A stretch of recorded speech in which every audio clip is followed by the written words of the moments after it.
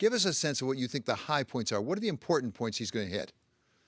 Well, I think the high points are that the testimony is written rather deftly.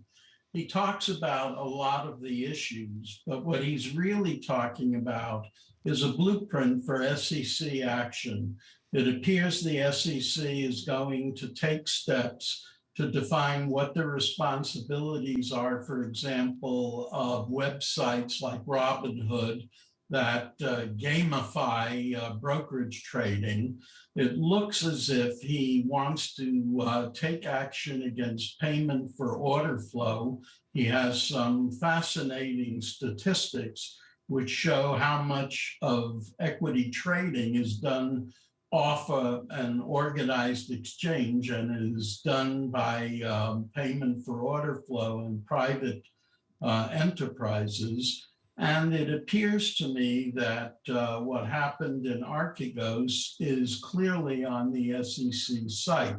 So while Gensler posed this as questions, I think you have to read what he said as a blueprint for action over the next 5 or 6 months. Let's pick up, if we could, Harvey, first on that issue about how many securities are being traded off exchange. I was really startled by the number. Chairman Gensler says in his report to Congress, 38% of the securities traded were actually done off exchange by wholesalers. I was quite surprised at that. The number is startling.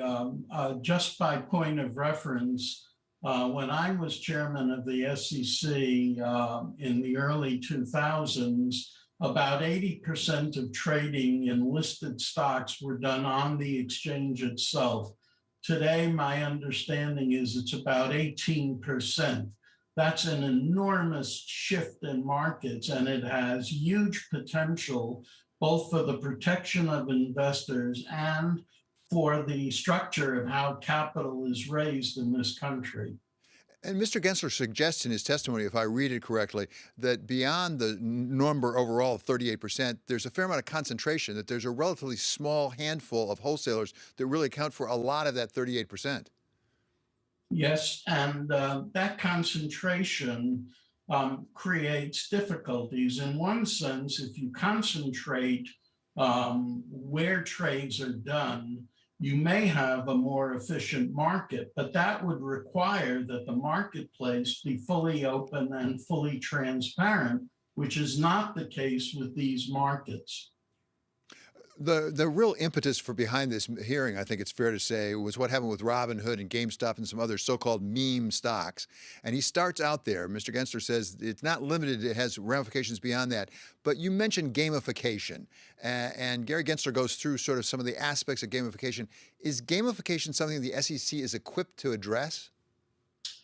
It is, but only indirectly. We have issues here of free speech, and the SEC's ability to regulate is dependent upon having a nexus to preventing fraud or misrepresentation. So the SEC can require a site that uses gamification to post certain warnings and to advise those who use the site about what the purpose of the gamification is.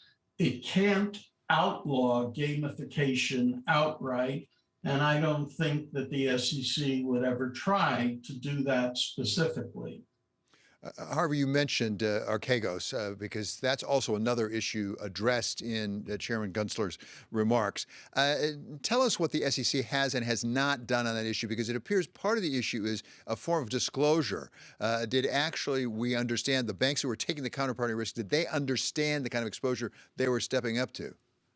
Yeah, the difficulty with Archegos is first, that a lot of the prime banks that originally refused to deal with that so-called family office, and that's a separate issue as to whether it's a real family office, but most of the prime brokers had refused to deal with it, but when they saw the amount of trading, I think it's fair to say that their pocketbooks took over for their brains, and they started to look at ways to facilitate the trading, unbeknownst to them, by using synthetic securities and swaps and the like, and without requiring any disclosure.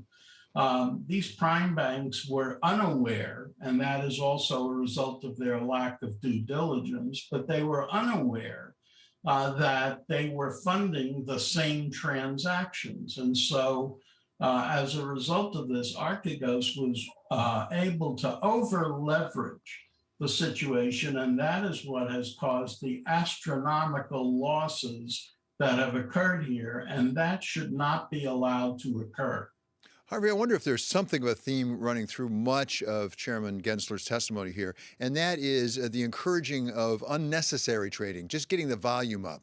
You certainly have that in the gamification, but also he talks about payment for order flow. And the way he lays it out, part of the way that works economically is people make money off of just getting more data, and so the more trades you get, the more data. And there's a question of whether that's really constructive. Yeah, what Chairman Gensler has done is he's identified a clear conflict of interest. There are those who want to promote trading for the sake of trading.